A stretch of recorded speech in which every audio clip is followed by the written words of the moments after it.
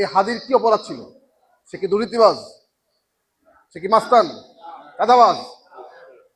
তাহলে কেন, কি দোষ ছিল তার?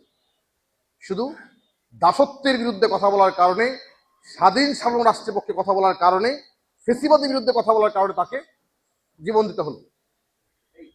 আমরা তো বুঝি জ্বালাটা কোন জায়গায়। এই দেশটাকে গত কিছুদিন যে লুটপাটের রাজ্যে পরিণত করেছিল, এই ব্যাংকগুলাকে সব খালি করে দিয়েছিল।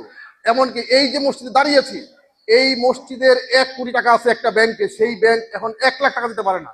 এই টাকা গেল কোথায়? সমস্ত টাকা পয়সা দেশ থেকে সব পাচার করে নিয়ে গেছে।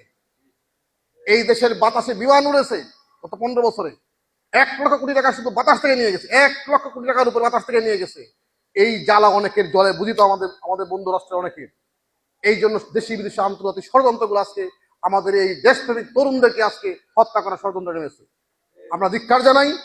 আমরা বলতে চাই, মানুষ জন্মেই মৃত্যুর জন্য, মরার জন্যই জন্মে। বীরেরা জন্মেই মরার জন্য, বীরত্বের জন্য, বাঁচার জন্য কেউ আসে না পৃথিবীতে। বীরেরা জন্মেই জীবন দেওয়ার জন্য, দেশের বিনিময়ে। মরতে তো সবাইকে হবে, কিন্তু শহীদ নিয়মত হোক। এই ছেলেটা, এই ওসমান হাদি শহীদ মৃত্যু পেয়েছিল, তাকে আল্লাহ কবুল করত।